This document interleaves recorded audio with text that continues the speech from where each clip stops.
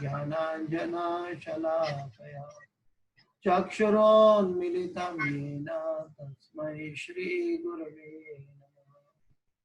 श्रीचैतन्यमनोभीष्टं स्थापितं येन भूतले स्वयं रूप गदा मह्यं ददाति स्वपदान्तिकं।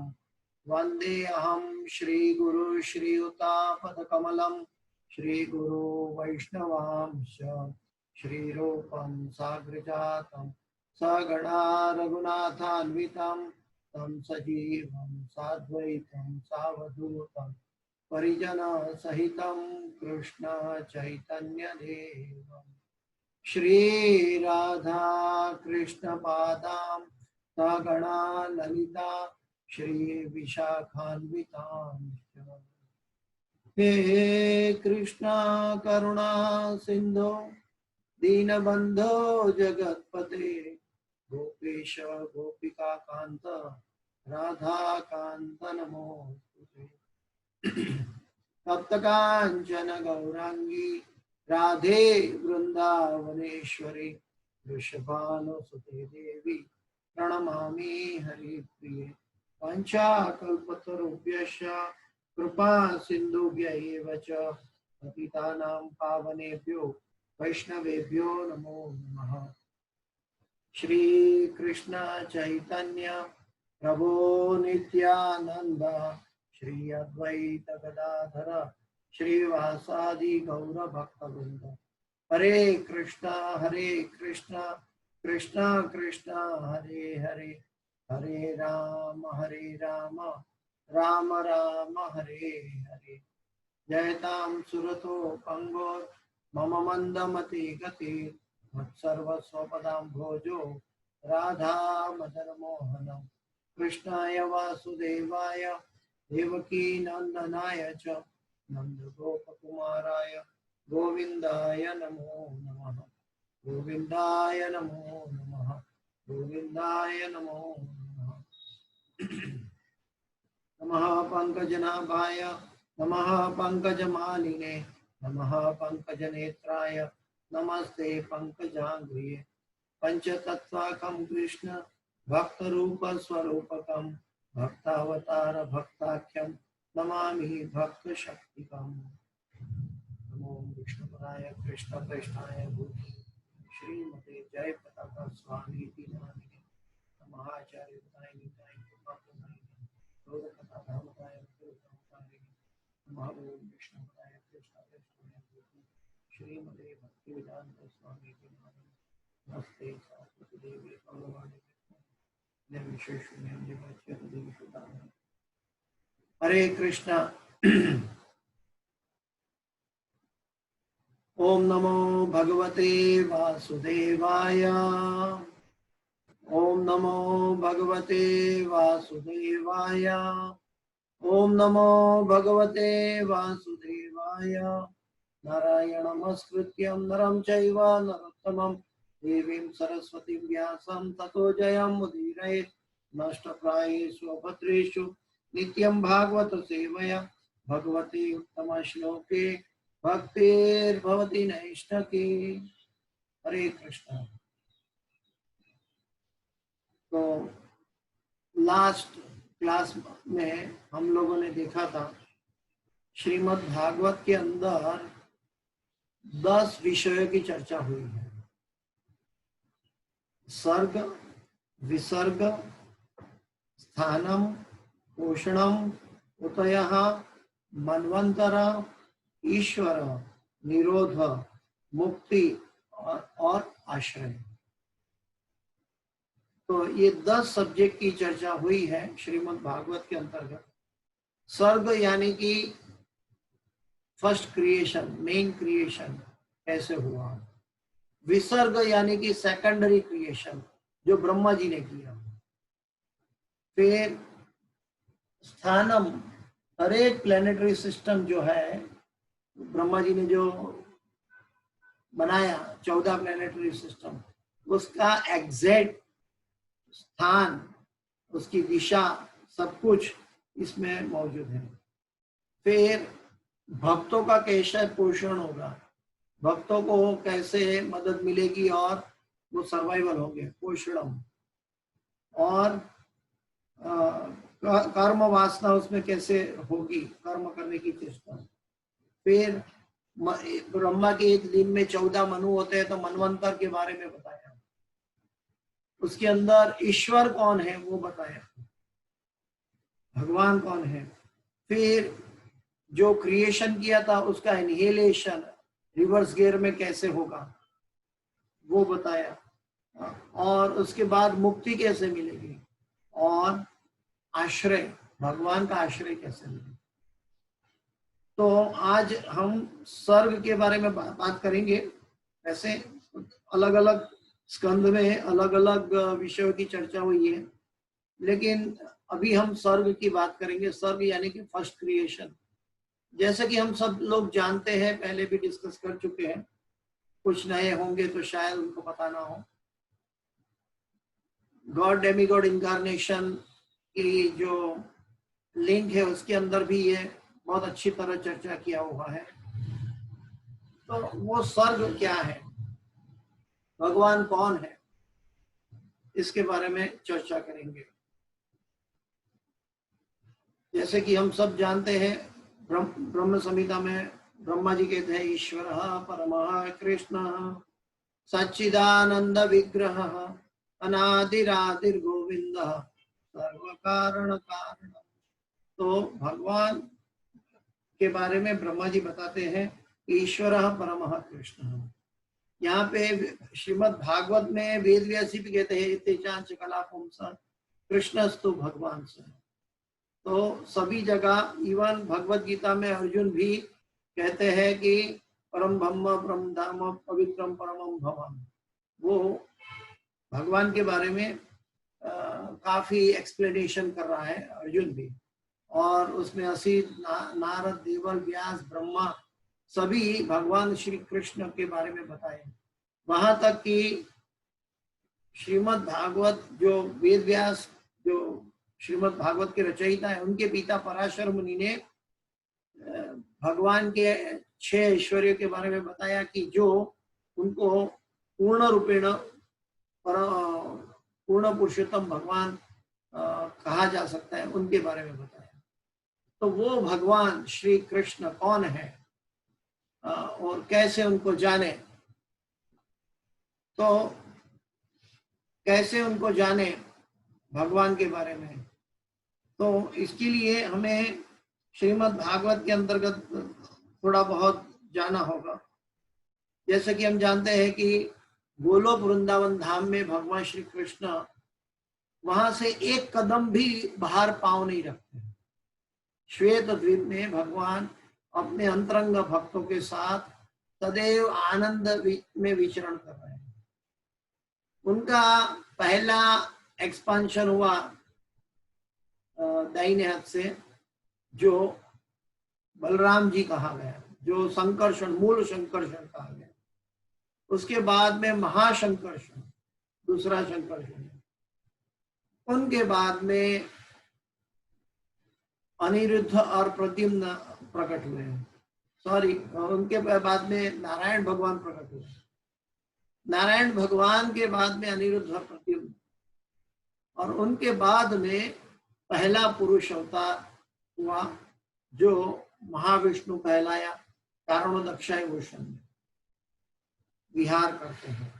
वो आध्यात्मिक जगत में वैकुंठ लोक में है, जिनकी एक दृष्टि से, महाविष्णु की एक दृष्टि से किसके ऊपर पड़ी, महत्तत्व, सारे भौतिक जगत के इंग्रेडिएंट्स, पूरे तत्व, भौतिक जगत के जो जो रॉ मटेरियल है, उनके ऊपर उनकी दृष्टि करके उनको जागृत किया।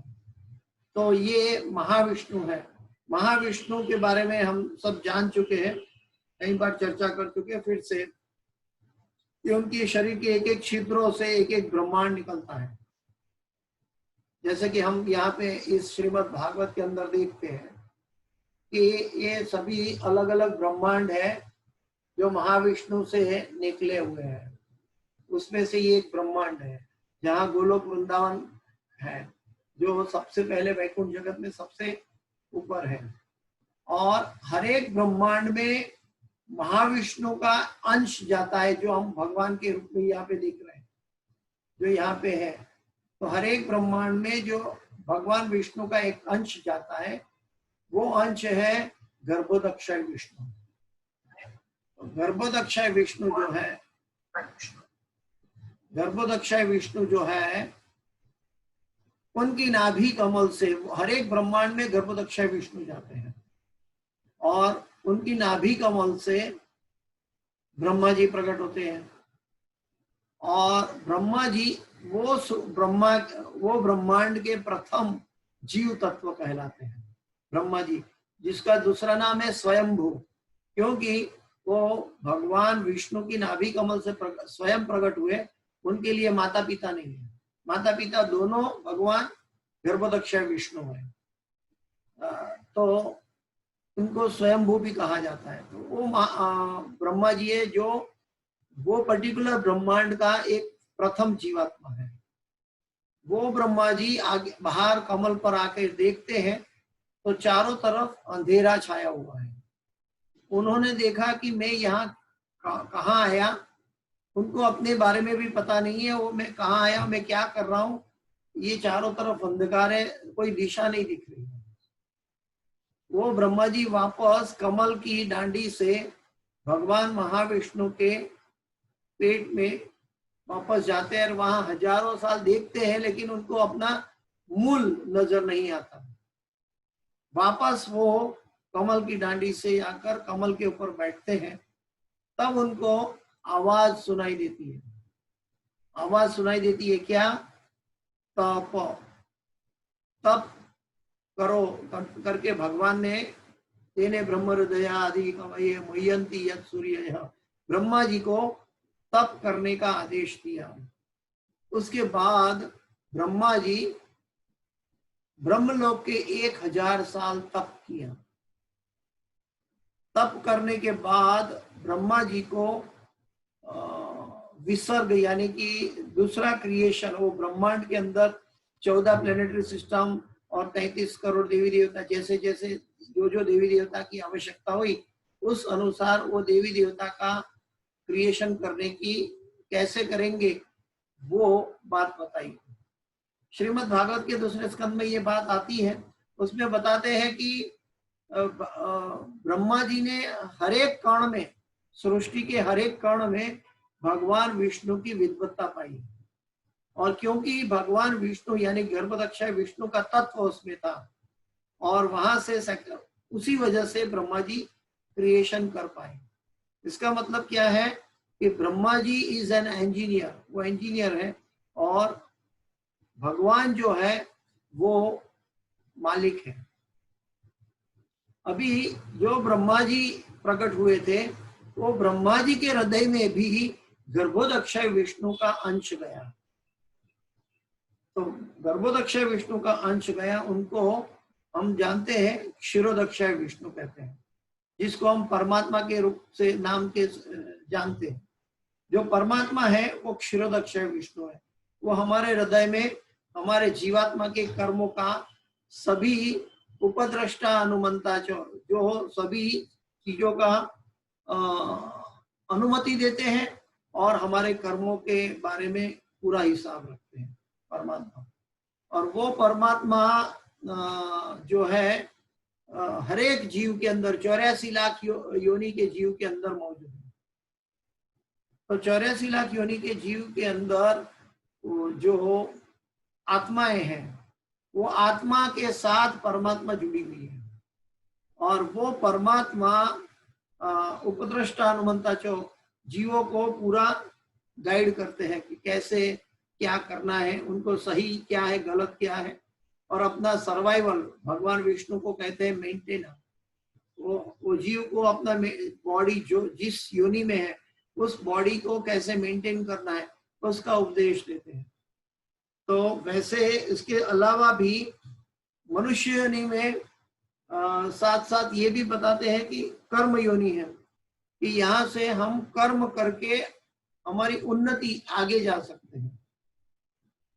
तो ब्रह्मा जी ने जो क्रिएशन किया उसमें 7 पाताल लोक है, 6 ऊर्ध्वलोक है, मध्य में पृथ्वी है, उसमें 75% पानी है, 25% जमीन है। जमीन के अंदर पूरी दुनिया के सभी देश समाये हुए हैं, और पूरी दुनिया के सभी देश के अंदर सभी शहर है, सभी राज्य है, सभी शहर है, और राज्य के अंदर कोई हर एक सिटी है, हर एक शहर है, और शहर में अनेक योनियां हैं, जल है, स्थल है, सभी योनियां है, चर अचर सभी योनि मौजूद है, और सभी योनि के अंदर परमात्मा बैठे हुए हैं। और परमात्मा एक ही है, लेकिन आत्मा सभी अलग अलग है। जो आत्माएं हैं ये अलग अलग है। इसका क्या प्रमाण है कि जैसे ये सब हम जानते हैं कि हमारी उंगली से थोड़ी उंगली में कट गई है, तो हमें जो दर्द होता है वो दूसरा व्यक्ति अनुभव नहीं कर सकता। तो इसका मतलब क्या है कि ये शरीर का जो पूरा विद्यमान, ये शरीर में जो विद्यमान है आत्मा, उसको सिर्फ यही शरीर का ज्ञान है और इसी का दर्द अनुभव कर सकता है। और बाहर से जो उसका लिंक है, ये शरीर की मन और बुद्धि के साथ जो बाहर से लिंक जुड़ी हुई है, उसका उपयोग भगवान की सेवा के अर्थ करना होता है। बाकी इसके अलावा जीव सीमित है, जीव बिल्कुल इंडिपेंडेंट नहीं बन सकता। जीवेर स्वरूप है नित्य कृष्णदास हम जानते हैं। तो ये पूरा सर्ग क्रिएशन के बारे में बताया है मुनियों की जिज्ञासा के अंतर्गत। ये पहला श्लोक है। उसके बाद आता है दूसरा श्लोक। दूसरे श्लोक के अंदर वेद व्यासी बताते हैं, मैं श्लोक पढ़ रहा हूं। धर्म प्रोजित कैतवोत्र परमो निर्मत्सराणां सतां वेद्यं वास्तवमत्र वस्तु शिवदं तापत्रयोन्मूलनम् श्रीमद्भागवते महामुने कृते किं वा परैरीश्वरः सत्यो हृदयरुध्यते कृतिभिः शुश्रूषुभिस्तत्क्षणात्। अनुवाद पढ़ते हैं। यह भागवत पुराण भौतिक कारणों से प्रेरित होने वाले समस्त धार्मिक कृत्यों को पूर्ण रूप से बहिष्कृत करते हुए, ये बहुत जरूरी है समझने के लिए। कैतव धर्म प्रोजित कैतवत्र परमो निर्मत्सराणाम तताम। यह भागवत पुराण भौतिक कारणों से प्रेरित होने वाले समस्त धार्मिक कृत्यों को पूर्ण रूप से बहिष्कृत करते हुए, उसका मतलब क्या है कि कोई भी इसमें मटेरियल टिंज की बात की चर्चा नहीं हुई। यहाँ पे जो है सभी भौतिक उपद्रव या भौतिक सोकोल कैतव धर्म जो स्थापित किया गया है मनुष्यों के द्वारा, इस सभी चीजों को रिजेक्ट कर दिया है, उसको सभी को रिजेक्ट कर दिया है। यहाँ पे कौन सा सनातन धर्म की बात हो रही है, और वो भगवान जो स्थापना के लिए आते हैं वो सनातन धर्म की बात हुई है। तो ये भागवत पुराण भौतिक कारणों से प्रेरित होने वाले समस्त धार्मिक कृत्यों को पूर्ण रूप से बहिष्कृत करते हुए, यानी कि यहाँ पर सिर्फ और सिर्फ परम पूर्ण पुरुषोत्तम भगवान श्री कृष्ण के बारे में और उनके अवतारों के बारे में, उनकी लीला के बारे में चर्चा हुई है। चतुश्लोकी भागवत में जैसे हम देखते हैं उसमें बताया था कि जब कुछ नहीं था तब भी भगवान थे, और जब कुछ नहीं रहेंगे तब भी भगवान रहेंगे। अहमेवा समेवामि, जो चतुश्लोकी भागवत है। तो यहाँ पे बताया है कि सर्वोच्च सत्य का प्रतिपादन करता है। श्रीमद् भागवत जो है इसमें मिश्र भक्ति नहीं चलेगी।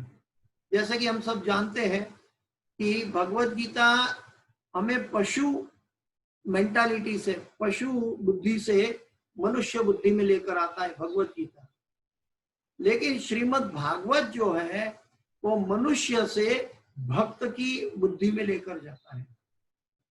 ये एडवांस स्टडी है, श्रीमद् भगवत गीता की एडवांस स्टडी है जो हमें भक्त बनाता है।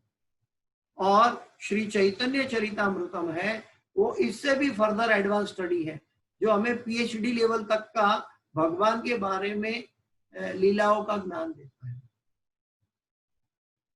तो सर्वोच्च सत्य का प्रतिपादन करता है। तो श्रीमद् भागवत सर्वोच्च सत्य का प्रतिपादन करता है, सत्यम परम धीमहि, जो पूर्ण रूप से शुद्ध हृदय वाले भक्तों के लिए बोधगम्य है, जिसको एक्चुअल जीवन का लक्ष्य प्राप्त करना है, जिनको जीवन का अल्टीमेट एम, गोल, वस्तु लक्ष्य क्या है। ये मनुष्य जन्म आए, ये पृथ्वी पर हम आए, माता पिता से जन्म लिया, तो क्या पुनश्चर्वित चरवाणा नाम, ये हमारे जीवन का ध्येय है कि माता पिता भी जैसे हमने जन्म लिया, फिर माता पिता ने भी बचपन में शादी की थी, हमने भी शादी की, उन्होंने भी नौकरी की, हमने भी नौकरी की, उन्होंने खाना बनाया, पैसा कमाया, सब कुछ किया, हमने भी किया, उन्होंने बिजनेस किया तो हमने भी किया, उन्होंने माता पिता बने तो हम भी माता पिता बने। तो ये तो श्रीमद् भागवत कहते हैं पुनश्चर्वित चरवाणा, ये तो एक सामान्य पशु भी कर लेता है। तो मनुष्य जीवन का ध्येय क्या है ये साबित करने के लिए, मतलब ये दिशा में मनुष्य को लेके जाने के लिए श्रीमद् भागवत है। और यहाँ पे बताया है कि जो शुद्ध भक्त है, जिसका की रोल है एकदम फाइन ट्यूनिंग, खाली ट्यूनिंग नहीं, फाइन ट्यूनिंग जो है कि मुझे जीवन का लक्ष्य कैसे हासिल करना है और कैसे प्राप्त करना है, जो सर्वोच्च लक्ष्य है, जो टॉप मोस्ट है, उनसे बढ़कर आगे कुछ भी नहीं है, वो लक्ष्य कैसे प्राप्त करना है, इसकी चर्चा जो है श्रीमद् भागवत में मिलती है। तो जो पूर्ण रूप से शुद्ध हृदय वाले भक्तों के लिए बोधगम्य है।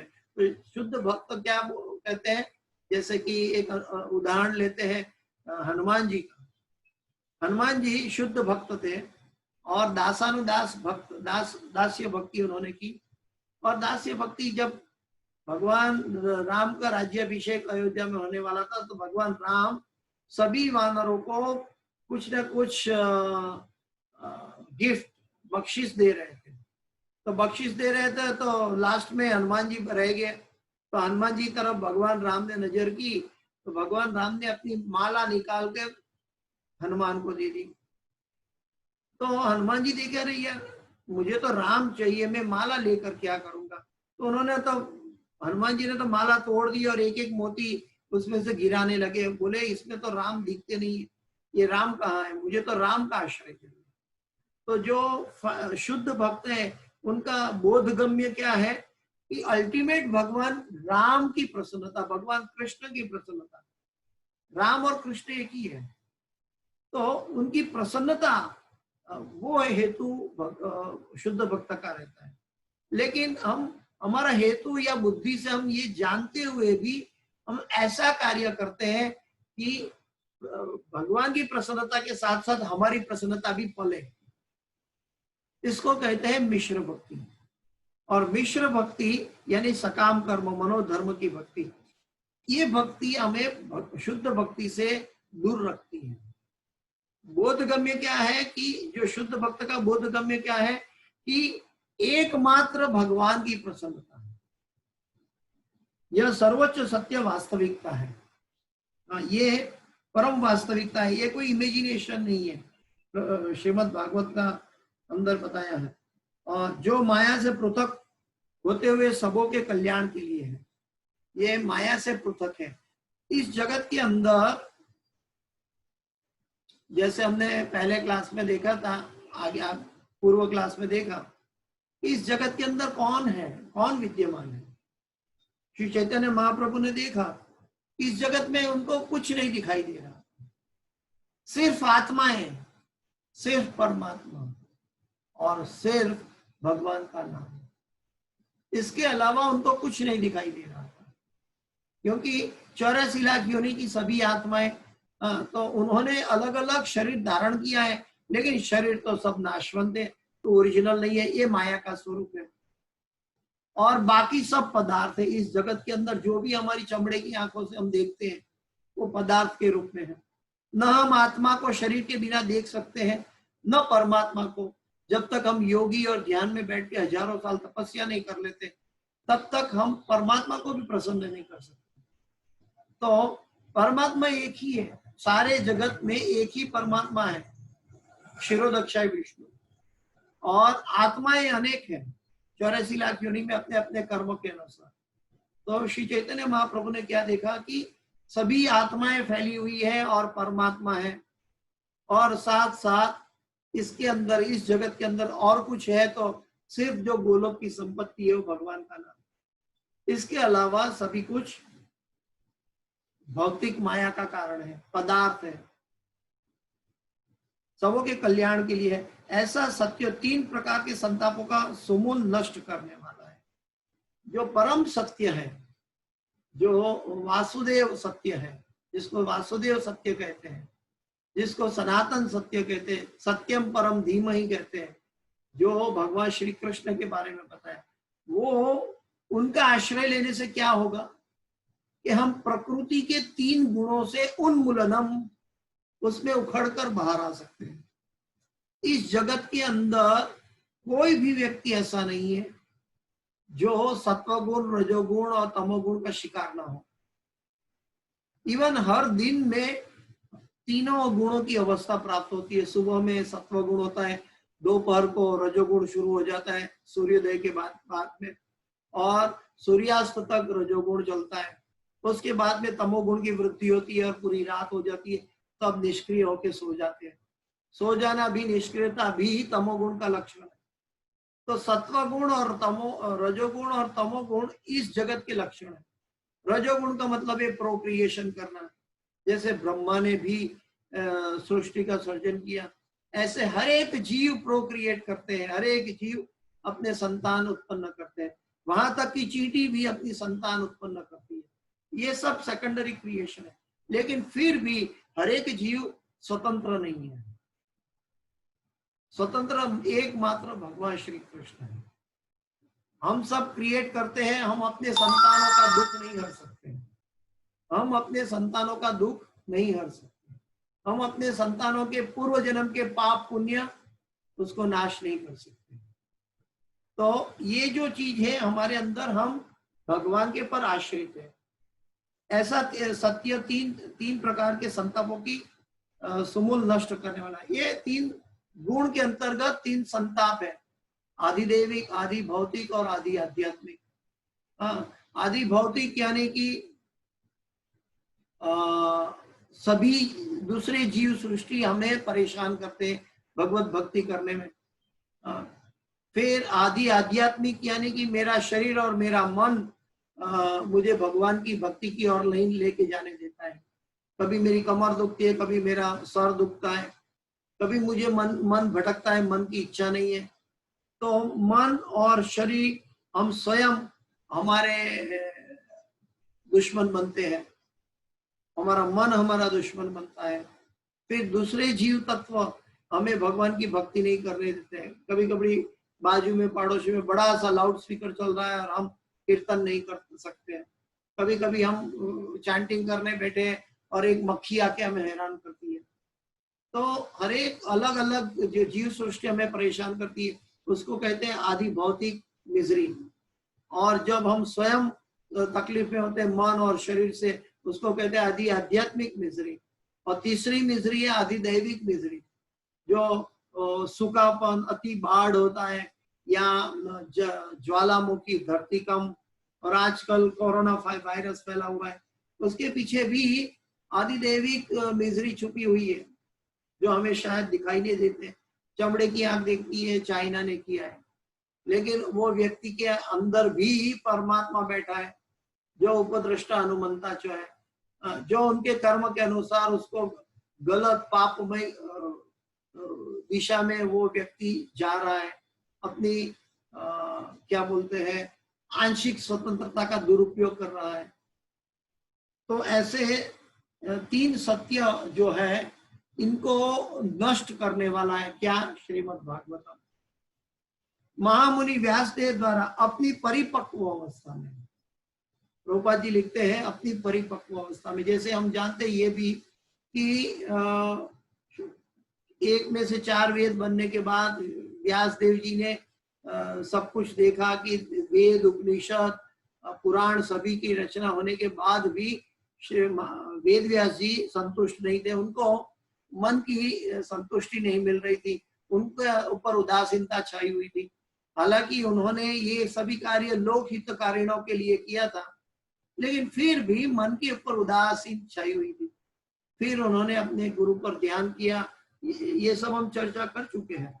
और नारद मुनि ने फिर उनको बताया कि तुम्हें भगवान की महिमा का प्रचार नहीं किया।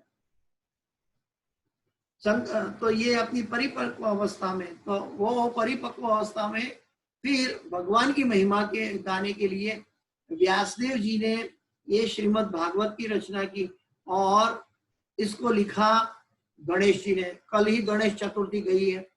गणपति महाराज जो है वो वैष्णव है, परम वैष्णव, भगवान शिव के पुत्र, शुद्ध वैष्णव है। और व्यासदेव जी के कहने पर उन्होंने श्रीमद् भागवत को लिपि अवतार, मतलब लिपि हमारे लिए लिख कर भेजा कलयुग के मानवी के लिए। गणपति जी महाराज आधुनिक जगत के सबसे पहले स्टेनोग्राफर। वेद व्यास जी बोलते गए और गणपति महाराज उसको समझकर लिखते गए। तो यह संकलित, यह सौंदर्यपूर्ण भागवत ईश्वर साक्षात्कार के लिए अपने आप में पर्याप्त है। तो फिर अन्य किसी शास्त्र की क्या आवश्यकता है? क्योंकि श्रीमद् भागवत जो है द्वापर युग के अंत में, जब भगवान अपने धराधाम वापस गए पृथ्वी से, तब धर्म ने जिसका आश्रय लिया था वो है श्रीमद् भागवत, कि जिसका आश्रय लेके हम भगवत धाम जा सकते हैं। तो वो श्रीमद् भागवत जो हमें भगवत धाम लेके जाने वाला है, जो सर्वोच्च जीवन का ध्येय हमें दे सकता है, वो श्रीमद् भागवत अगर हमें मिल जाता है और वो श्रीमद् भागवत के अंदर हम रसमय और अटेंटिव से उसकी बातों पे हम डूबने लगते हैं, हम समझने लगते हैं, तो हमें और कोई शास्त्र में, इस ब्रह्मांड के और कोई शास्त्र में जीवन के लक्ष्य के लिए जाने की आवश्यकता नहीं है। इवन श्री चैतन्य महाप्रभु भी कहते हैं श्रीमद् भागवतम अमलम पुराणम, ये ग्रंथ राज, ये ग्रंथों का राजा है, जिसको पंचम वेद भी कहते हैं। तो अन्य किसी शास्त्र की क्या आवश्यकता है? जैसे जैसे कोई ध्यान पूर्वक तथा विनीत भाव से श्रीमद् भागवत को हम एकेडमिकली पढ़ने जाएंगे तो इसके अंदर हमें कभी भी रस नहीं आएगा, क्योंकि हम इसको मन से पढ़ना चाहिए, मन से देख रहे हैं, हमारे बुद्धि से देख रहे हैं। लेकिन श्रीमद् भागवत को कैसे प्राप्त करना चाहिए? कानों से, कानों से प्राप्त करना चाहिए। जैसे जैसे कोई ध्यान पूर्वक तथा विनीत भाव से श्रीमद् भागवत के संदेश को सुनता है, तो इसमें श्रोतागण के बारे में दो लायकात बताई कि ध्यान पूर्वक, अटेंटिवनेस, और विनीत भाव से। वो चैलेंजेबल मूड से कि भागवत नहीं समझ सकता, भगवत गीता नहीं समझ सकता, वो अपने जीवन पूर्णतया बिता नहीं सकता अगर वो विनीत भाव ना हो। भौतिक जगत में भी अगर विनीत भाव नहीं है तो हम पूर्ण रूपेण जीवन नहीं बिता सकते।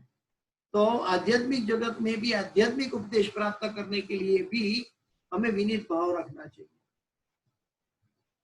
और ये विनीत भाव हमारी हर एक संशय इस जगत के अंदर, श्रीमद् भागवत में एक बड़ी खूबसूरत बात यह है कि जन्म से लेके मृत्यु तक जो जो जीवों के लिए प्रश्न होता है, हर एक परिस्थिति में, हर एक जीव के लिए जो जो परिस्थिति पैदा होती है इस जगत में, हर परिस्थिति का इसके अंदर जवाब है। दुनिया में ऐसा कोई शास्त्र नहीं है जिसके अंदर हर परिस्थिति का जवाब हो। श्रीमद् भगवद गीता और श्रीमद् भागवत हर परिस्थिति का जवाब है। तो कभी कभी हम श्रीमद् भागवत सुनने के लिए बैठते हैं तो हमारे अंदर कई प्रश्न उठते हैं। हम एक कागज में पेन लेकर लिख कर रख दे और साइड में रख लें साथ साथ सुनने के टाइम। जैसे जैसे जैसे गहराई में जाएंगे तो गहराई से पता चलेगा कि हमारे हर एक प्रश्न का जवाब मिल रहा है। सवाल क्या है? हमारा धैर्य। हमारा धैर्य होना चाहिए जिसके द्वारा हम भगवान के बारे में जान सकते हैं। वैसे वैसे ज्ञान के इस संस्कार अनुशीलन से उसके हृदय में परमेश्वर स्थापित हो जाते हैं। गीता में भी कहते हैं तेषां सतत युक्तानां भजतां प्रीति पूर्वकम ददामि बुद्धि योगम तम। उसके हृदय में मैं बुद्धि देता हूँ, ज्ञान देता हूँ। तो ये प्रभुपाद जी तात्पर्य में लिखते हैं, तात्पर्य भाई श्री भक्तिवेदांत स्वामी श्रील प्रभुपाद महाराज की जय। दूसरा श्लोक में तात्पर्य में प्रभुपाद जी बता रहे हैं कि धर्म में चार मूल विषय सम्मिलित है: पुण्य कर्म, आर्थिक विकास, इंद्रिय तुष्टि तथा भव बंधन से मोक्ष, जिसको कहते हैं हम धर्म अर्थ काम मोक्ष। और धार्मिक जीवन बर्बर अवस्था है। अगर हम धार्मिक जीवन नहीं बिताना चाहता है वो बर्बर अवस्था है। आजकल जो टेररिस्ट कर रहे हैं वो भी बर्बर अवस्था है। वस्तुतः मानव जीवन का समारंभ धर्म के सूत्रपात से होता है। तो मानव जीवन का शुभ आरंभ धर्म के सूत्रपात से होता है।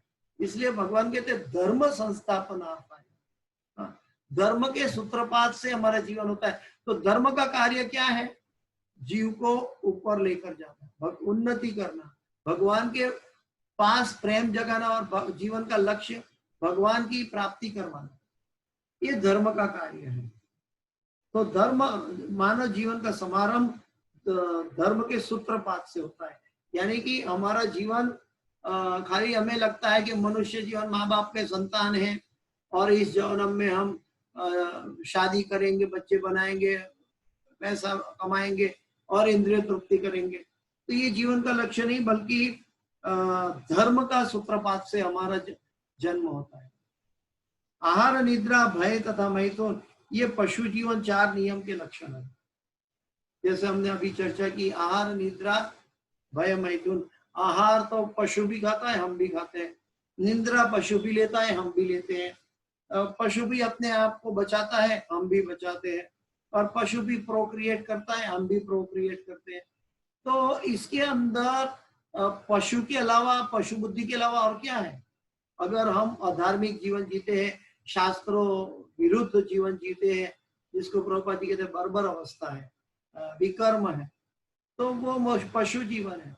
लेकिन पशु जीवन से बाहर आना है तो हमें धर्म का सहारा लेना पड़ता है। ये चारों पशुओं तथा मनुष्य में समान रूप से लागू होता है, किंतु मनुष्य में एक अतिरिक्त कार्य धर्म होता है। ये पशु धर्म नहीं समझ सकता है। धर्मो ही तेषाम अतिको विशेषो, धर्म बिना ही पशु ही समाना। तो एक धर्म जो है वो मनुष्य के अंदर एक एडिशनल फैसिलिटी, जिससे वो जान सके वो कहाँ से आया, वो कहाँ जाना चाहिए। न चाहते हुए भी वो बड़ा हो रहा है, न चाहते हुए भी हर क्षण वो मर रहा है। ये भौतिक शरीर भी एक रोग है, भव रोग है, उसको जान पाना। और जन्म मृत्यु जरा व्याधि ये बुढ़ापा की ओर लेकर जाती है, और फिर मृत्यु आती है, और मृत्यु के बाद हम कहाँ जाते हैं। तो ये साइकिल कब तक चलती है और कब तक चलेगी, इसके अंदर से कैसे बाहर आए, इस चीजों का, इस विषय पर जो दृष्टि डालने का सब्जेक्ट है वो मनुष्य को धर्म के नाम पर बताया गया है। अतः प्रत्येक मानव समाज में धर्म का कोई ना कोई रूप पाया जाता है। मानव समाज में, पशु समाज में नहीं, मानव समाज में धर्म का कोई ना कोई रूप पाया जाता है, जिसका उद्देश्य आत्म साक्षात्कार है। तो सबसे पहले हमें अपनी आत्मा को जगाना है। प्रभुपाद जी कहते थे कि हम क्या भक्ति देंगे, हम सबको क्या भक्ति देंगे। भक्ति तो हर एक आत्मा का निजी स्वभाव है, और हर एक आत्मा के अंदर सुषुप्त अवस्था में भगवान से इनबिल्ट क्वालिटी आई हुई है भक्ति। लेकिन प्रभुपाद कहते हैं भगवान के जो भक्त होते हैं, शुद्ध भक्त होते हैं, गुरु होते हैं, सन्यासी होते हैं, साधु होते हैं, उनका एकमात्र कार्य क्या है? जीवों की वो सुषुप्त भक्ति को जगाना। हर एक के अंदर भक्ति है, लेकिन वो भक्ति को जगाना, तो वो जगाने का कार्य जो है उसको कहते हैं आत्म साक्षात्कार। मैं कौन हूँ, आई मी एंड माइंड से बाहर आने की बात, और जो ईश्वर के साथ मनुष्य के शाश्वत संबंध को बताने वाला है। तो सबसे पहले इस जीवन में क्या है कि धर्म, अर्थ, काम, मोक्ष, इससे परे धर्म के ऊपर जाना है, और धर्म के ऊपर जाकर हम भगवान, हमारा परम लक्ष्य है, वो परम लक्ष्य पर जीवन स्थापित करना है। इसके अतिरिक्त आत्म साक्षात्कार की वृत्ति को जगाना है। हम वैसे भी आत्म साक्षात्कार है, लेकिन कैसे हैं? शारीरिक लेवल पर। हम शरीर को मैं मानता हूं, तो शरीर के आत्म साक्षात्कार, ये मेरा है, ये अपना है, पराया है, ये मुझे सुख देने वाला है, ये मुझे दुख देने वाला है, हाँ, ये मेरा बच्चा है, ये मेरा आधिपत्य है, ये मेरा बंगला है, ये मेरा बच्चा है, ये मेरा जमीन है, ये मेरी प्रॉपर्टी है, ये मेरी पत्नी है। ये सभी जो है ये हम आत्म साक्षात्कार तो है, लेकिन गलत जगह एड्रेस कर दिया है बॉडी के साथ। इसको हमें आत्मा के साथ रिलेट करना है। तो बॉडी में से हम सूक्ष्म से बड़े विराट रूप में आए हैं। सूक्ष्म यानी कि आत्मा सूक्ष्म है, वो आत्मा से ये शरीर विराट रूप धारण किया है। जैसे हम 60 किलो के हो गए, 80 किलो के हो गए, लेकिन वो विराट रूप से भी हमें वापस वो सूक्ष्म की खोज करनी है। वो सूक्ष्म की खोज करने का मतलब है आत्म साक्षात्कार, कि मैं एक्चुअल में कौन हूं। तो वो तब पता चलता है कि वो व्यक्ति जब चला जाता है और उसका शरीर वहां पड़ा रहता है, तब पता चलता है कि मैं जिसके साथ पूरा जीवन रिलेट कर रहा था, जिसके लिए जागृत था, वो ये शरीर था, लेकिन वो मैं ना था, मैं तो चला गया। तो जब तक हम इस चीजों को नहीं समझते हैं, तब तक हम आत्म जागृति के लिए जागृत नहीं होते। जो आत्मा के कल्याण के लिए, जैसे हम शरीर के कल्याण के लिए, शरीर के लाभ के लिए इस जगत में भटकते हैं क्योंकि शरीर को मैं मान बैठते हैं, ठीक उसी तरह हमें समझना है कि हम आत्मा है, भगवान के अंश है। गीता में पढ़ा है, जो पशु नहीं पढ़ सकता भगवत गीता, ममे वांशो जीव लोके जीव भूत सनातन, तो हमें ये ज्ञान मिला है। तो मानव सभ्यता की निम्नतर अवस्थाओं में भौतिक प्रकृति पर प्रभुत्व दिखाने के लिए सदैव होड़ लगी रहती है। दूसरे शब्दों में कह सकते हैं कि इंद्रिय तुष्टि करने के लिए निरंतर स्पर्धा चलती रहती है। ऐसी प्रवृत्ति के वशीभूत होकर मनुष्य धर्म की ओर मुड़ता है और मुड़ता है। इस तरह वह कुछ भौतिक लाभ प्राप्त करने के लिए पुण्य कर्म या धार्मिक कार्य करता है। वो मिश्र भक्ति है, सकाम कर्म। वो क्या कहते हैं कि कुछ भौतिक लाभ प्राप्त करने के लिए कि वो, क्योंकि उसने दिशा, जैसे मैथमेटिक्स में हम कोई भी क्वेश्चन सॉल्व करना चाहते हैं तो उसके स्टेप होते हैं, उसकी फॉर्मूला होती है, और हर एक फॉर्मूला के अंतर्गत हम उसके एक एक स्टेप के ऊपर चलते उसको सॉल्व करने की कोशिश करते हैं मैथमेटिक्स के अंदर। तो उसमें एक स्टेप भी गलत हो गया तो आंसर सही नहीं मिलता है। तो आंसर सही नहीं मिलता है मतलब मेरी प्रोसेस में कहीं गड़बड़ है। ठीक वैसे ही अगर हमारे मनुष्य जीवन के अंदर आंसर में अगर जन्म मृत्यु जरा व्याधि चलता रहे मनुष्य जीवन के बाद, इसका मतलब है रिजल्ट ठीक नहीं है। तो वो लोग कहेंगे कि कैसे पता हो, तो उसके लिए हमें पहले से तैयारी करनी चाहिए। जैसे 12 महीना एक विद्यार्थी तैयारी करता है 3 घंटे की एग्जाम के लिए। साल में 3 घंटे एग्जाम के होते हैं, लेकिन उसके लिए वो विद्यार्थी को 12 महीना तैयारी करनी पड़ती है। ठीक वैसे ही मनुष्य को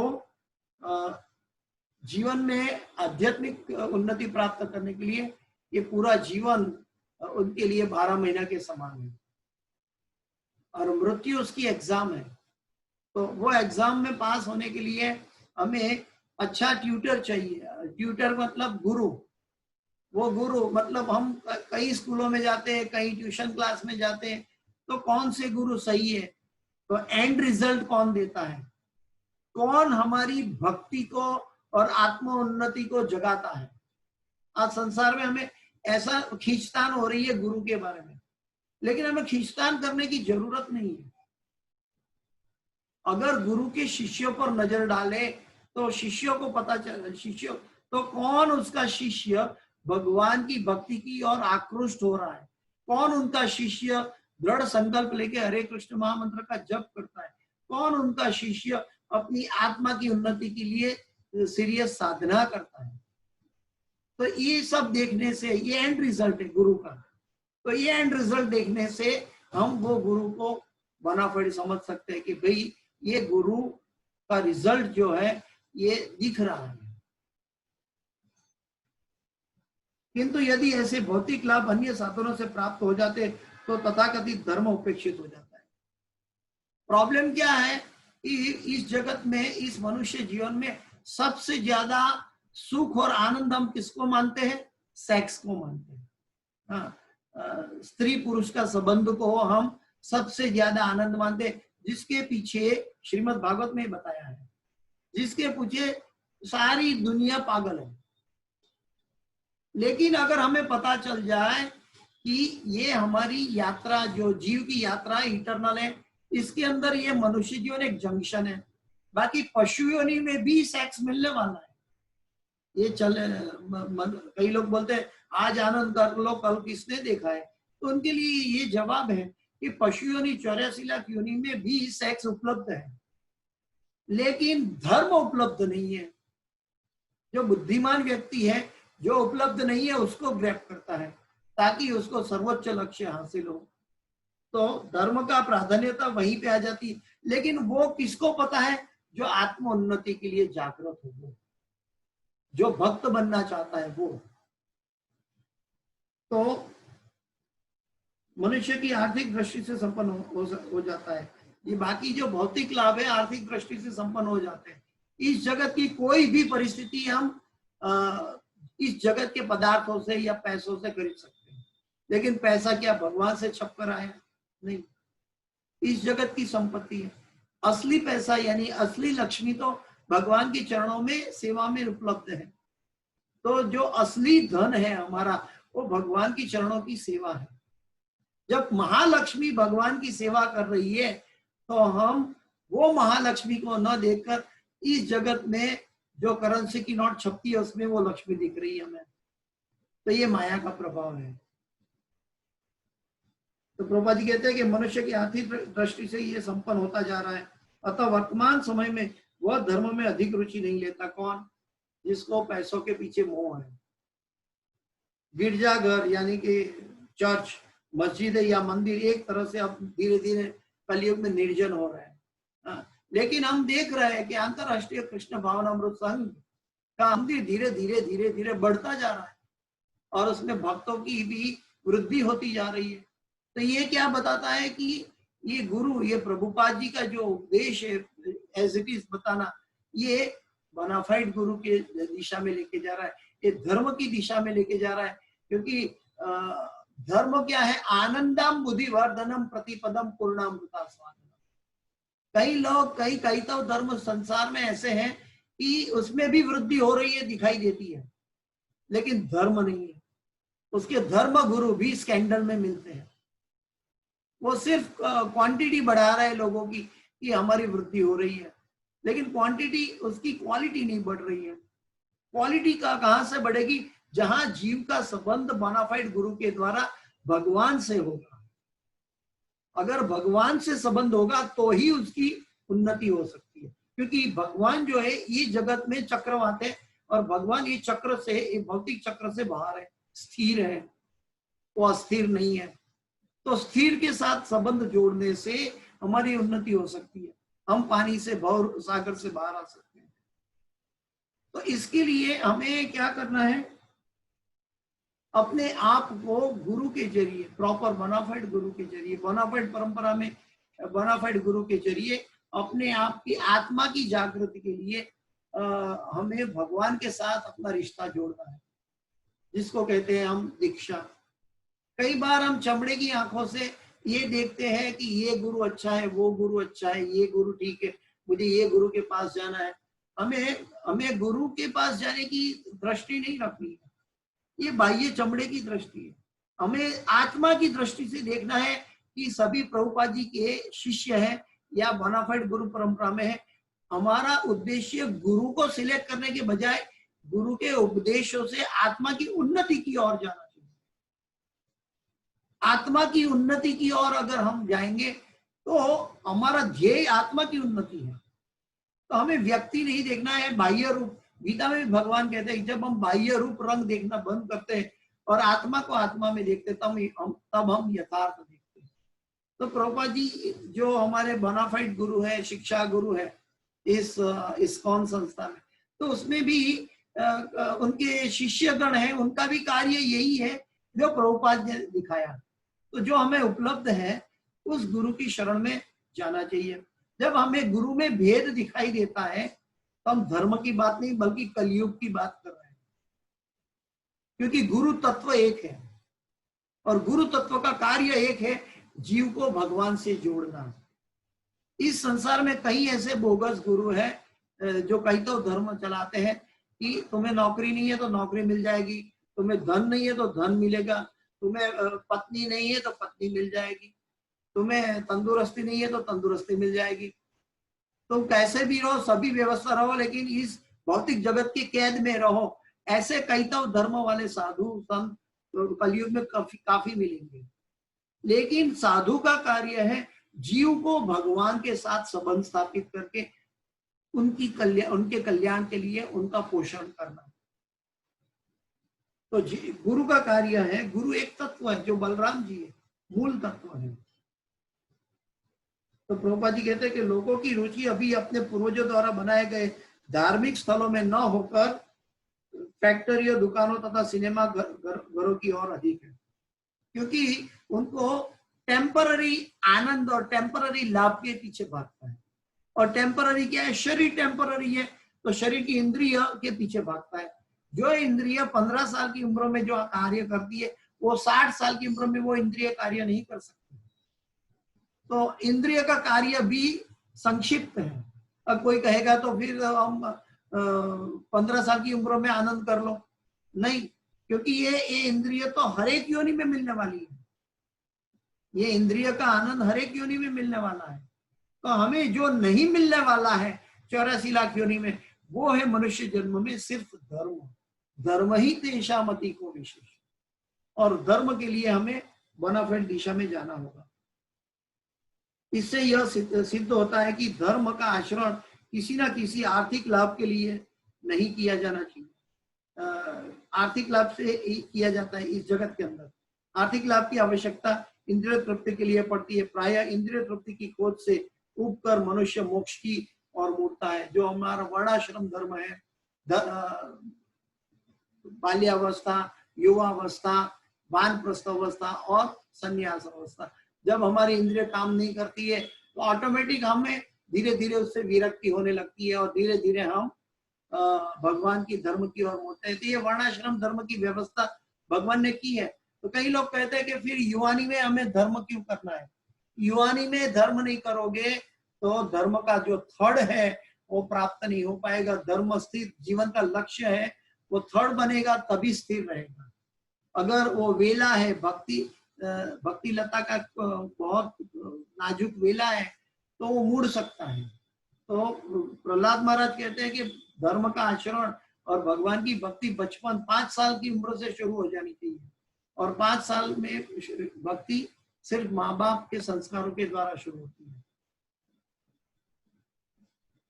प्राय इंद्रिय तृप्ति की खोज से उठकर मनुष्य मोक्ष की ओर मुड़ता है और परमेश्वर में तदाकार होने का प्रयत्न करता है, क्योंकि उनको भगवान के साथ सेवा करने का लक्ष्य नहीं है। तब तक जब तक ये जानकारी नहीं है तब तक योगी जन भी या ज्ञानी जन भी अपने स्व प्रयत्न से ऊपर उठने की कोशिश करता है। तो भगवान का जो असली भगवान रूप है उसको नहीं जान पाते, वो परमात्मा के रूप में जानकर उसी में अपने आप को विलय करना चाहते हैं। लेकिन एक्चुअल परमात्मा एक भगवान की एक आंशिक अनुभूति है, पर भगवान जो है पूर्ण अनुभूति है। तो वो तदाकार होने का प्रयत्न करता है। कौन? जो ज्ञानी है, जो योगी है, जो निराकारवादी है, वो लोग। फलस्वरूप ये सारी दिशाएं केवल इंद्रिय तृप्ति के विभिन्न प्रकार बन जाती है, क्योंकि वहां पर जाके भी वो कुछ ना कुछ मन की शांति या सुख पाने की इच्छा रहती है, वहां स्थिर जीवन पाने की इच्छा है। लेकिन वो ब्रह्म ज्योति तक जाते हैं, लेकिन ब्रह्म ज्योति भगवान से उत्पन्न होती है, ये भगवान ने बताया। तो ये श्रीमद् भागवत तो अभी काफी आगे है, परपोर्ट काफी लंबा है, प्रभुपाद जी ने बताया। लेकिन हम यहाँ इस भागवत कक्षा का समापन करेंगे। आज भागवत का पहला श्लोक का दूसरा पार्ट और दूसरा श्लोक का पहला हिस्सा लिया है। किसी का कोई प्रश्न है तो मुझे व्हाट्सएप पे पूछ सकते हैं। इस भागवत कक्षा के लिए जो भी वैष्णव ने मदद की है और जो वैष्णव भागवत प्रेमी है उन सभी वैष्णव के चरणों में प्रणाम। इस क्लास की जो भी सुकृति है मैं मेरे गुरु को ईश्वरी ने जय पताका स्वामी महाराज के चरणों में अर्पित करता हूँ, और इसके अंदर कोई भी क्षति त्रुटि या गलतियां हैं वो मेरी अपनी है, कृपया मुझे क्षमा करें। Hare Krishna. Thank you very much.